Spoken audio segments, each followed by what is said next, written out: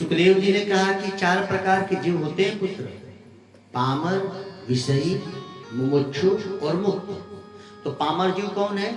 जो पाप के मार्ग से धन कमाएगा और पाप में ही लगाएगा।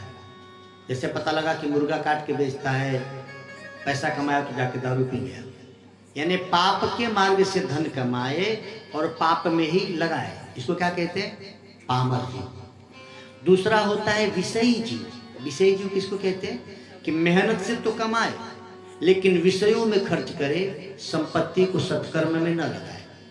जैसे दुनिया में बहुत से लोग हैं, कोई दुकान कर रहा है, कोई ठेकेदारी, कोई व्यापार, कमाते तो हैं लेकिन घर बनाने में, गहने बनाने में, शादी ब्याह में, दिखावे में खर्च करते हैं, लेकिन भगवान के लिए खर्च नहीं करते। विषयों पर धन को खर्च करना, इसको कहते हैं विषयी जीव। 2 हो गए। तीसरा होते हैं मुमुक्षु जीव। किसे कहते हैं मुमुक्षु जीव?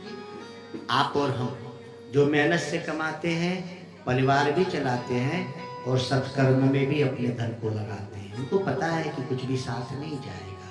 मुमुक्षु माने ईश्वर को पाने की, मुक्ति पाने की जो इच्छुक है वो मुमुक्षु है। तो हे परीक्षित, तुम मुमुक्षु तो हो गए हो, अब मुक्त बनो। तो तीसरा मुमुक्षु। चौथा कहते हैं मुक्त जीव, माने जो ईश्वर को पाके मुक्त हो गए, जिनके अंदर न राग है, न द्वेष है, न काम है, न क्रोध है, न लोभ है, न मोह है, न राग है, कुछ भी नहीं।